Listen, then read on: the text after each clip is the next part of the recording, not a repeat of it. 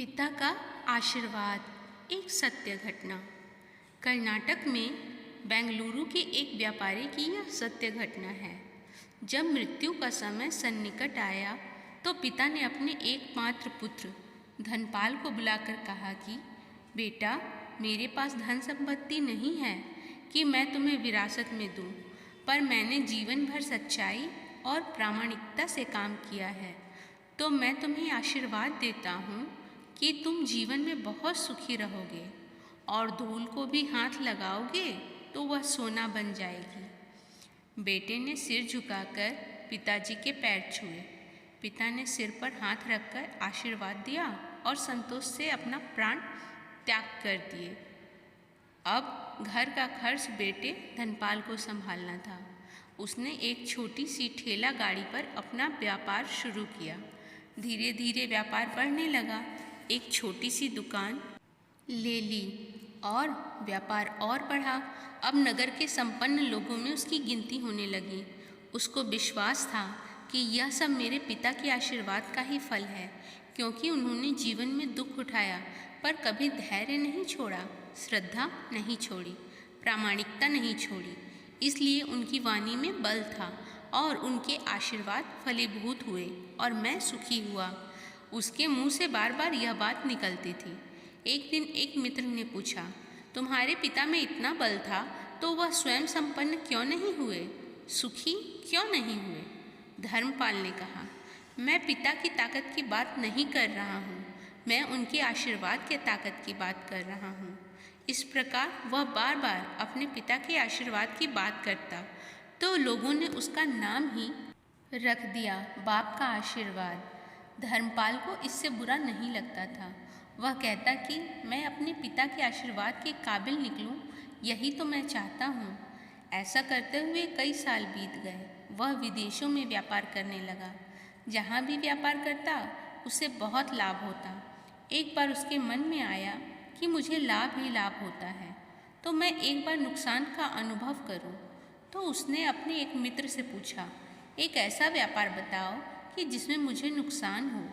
मित्र को लगा कि इसको अपनी सफलता का और पैसों का घमंड आ गया है। इसका घमंड दूर करने के लिए इसको ऐसा धंधा बताऊं कि इसको नुकसान ही नुकसान हो। तो उसने उसे बताया कि तुम भारत में लौंग खरीदो और जहाज में भरकर अफ्रीका के जंजीबार में जाकर बेचो। धर्मपाल को यह बात ठीक लगी। जंजीबार तो लौंग का देश है, वहाँ से लौंग भारत में लाते हैं और यहाँ 10-12 गुना भाव पर बेचते हैं। भारत में खरीद करके जंजीबार में बेचे तो साफ नुकसान सामने दिख रहा है, परंतु धर्मपाल ने तय किया था कि मैं भारत में लौंग खरीदकर जंजीबार खुद लेकर जाऊंगा, देखूं कि पिता के आशीर्वाद कितना साथ देते हैं। नुकसान का अनुभव होने के लिए उसने भारत में लौंग खरीदे और जहाज में भरकर उनके साथ जंजीबार द्वीप पहुंचा। जंजीबार में सुल्तान का राज्य था। धर्मपाल जहाज से उतर के और लंबे रेतीले रास्ते पर जा रहा था वहाँ के व्यापारियों से मिलने को। उसे सामने से सुल्तान जैसा व्यक्ति पैदल सिपाहियों के साथ आता हुआ दिखाई दिया। उसने किसी से पूछा कि यह कौन है? उन्होंने कहा, यह सुल्तान है। सुल्तान ने उसको सामने देखकर उसका परिचय पूछा। उसने कहा, मैं भारत के गुजरात के खंबात का व्यापारी हूँ और यहाँ पर व्यापार करने आया हूँ। सुल्तान ने उसको व्यापारी समझकर उसका आदर किया और उससे बात करने लगा। धर्मपाल ने देखा कि सुल्तान के साथ सैकड़ों सिपाही हैं, परंतु उनके हाथ में तलवार बंदूक नहीं, बल्कि बड़ी बड़ी छलनियाँ हैं। उसको आश्चर्य हुआ। उसने विनम्रतापूर्वक सुल्तान से पूछा, आपके सैनिक इतनी छलनी लेकर के क्यों जा रहे हैं? सुल्तान ने हंसकर कहा, बात यह है कि आज सवेरे मैं समुद्र तट पर घूमने आया था, तब मेरी उंगली में से एक अंगूठी यहाँ कहीं निकलकर गिर गई। अब रेत में अंगूठी कहाँ गिरी है पता नहीं, तो इसलिए मैं इन सैनिकों को साथ लेकर आया हूँ, उसमें से तलाश करेंगे। धर्मपाल ने कहा, अंगूठी बहुत महंगी होगी? सुल्तान ने कहा, नहीं, उससे बहुत अधिक कीमत वाली अनगिनत अंगूठियाँ मेरे पास है, पर वह अंगूठी एक फ़कीर ने मुझे दिया था और कहा था कि मेरी सल्तनत इतनी मजबूत और सुखी उस फ़कीर के आशीर्वाद से है, इसलिए उस अंगूठी का मूल्य मेरे सल्तनत से भी ज़्यादा है। इतना कहकर के सुल्तान ने फिर पूछा, बोलो सेठ, इस बार आप क्या माल लेकर आए हो? धर्मपाल ने कहा कि लौंग। सुल्तान के आश्चर्य का ठिकाना न रहा। यह तो लौंग का ही देश है। सेठ, यहाँ लौंग बेचने आए हो? सुल्तान के आश्चर्य का ठिकाना न रहा। किसने आपको ऐसी सलाह दी? जरूर वह कोई आपका दुश्मन होगा। यहाँ तो 1 पैसे में मुट्ठी भर लौंग मिलते हैं।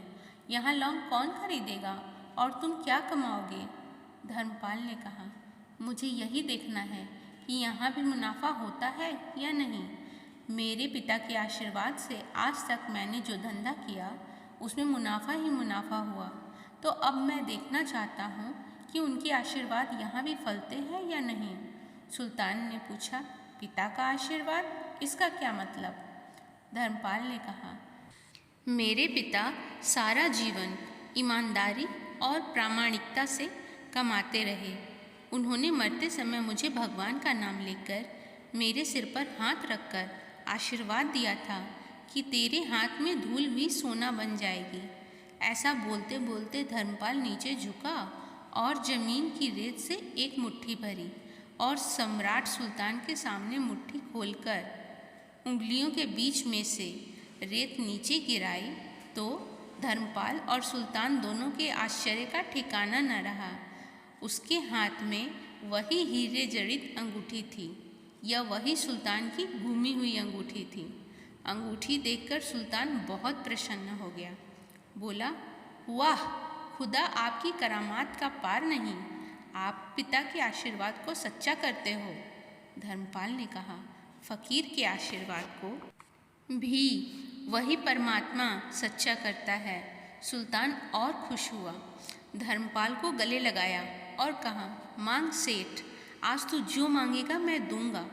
धर्मपाल ने कहा, आप 100 वर्ष तक जीवित रहो और प्रजा का अच्छी तरह से पालन करो। प्रजा सुखी रहे, इसके अलावा मुझे कुछ नहीं चाहिए। सुल्तान और अधिक प्रसन्न हो गया। उसने कहा, सेठ, तुम्हारा सारा माल मैं आज खरीदता हूँ और तुम्हारी मुँह मांगी कीमत दूंगा। इस कहानी से शिक्षा मिलती है कि पिता के आशीर्वाद हो तो दुनिया की कोई ताकत कहीं भी तुम्हें पराजित नहीं होने देगी। पिता और माता की सेवा का फल निश्चित रूप से मिलता है। आशीर्वाद जैसी और कोई संपत्ति नहीं। बालक के मन को जानने वाली माँ और भविष्य को संवारने वाले पिता, यही दुनिया के 2 महान इंसान हैं और हमें पूरे मन से इनकी इज्जत और सेवा करनी चाहिए। दोस्तों, कहानी अच्छी लगी हो तो वीडियो को लाइक करें, चैनल को सब्सक्राइब करें। धन्यवाद।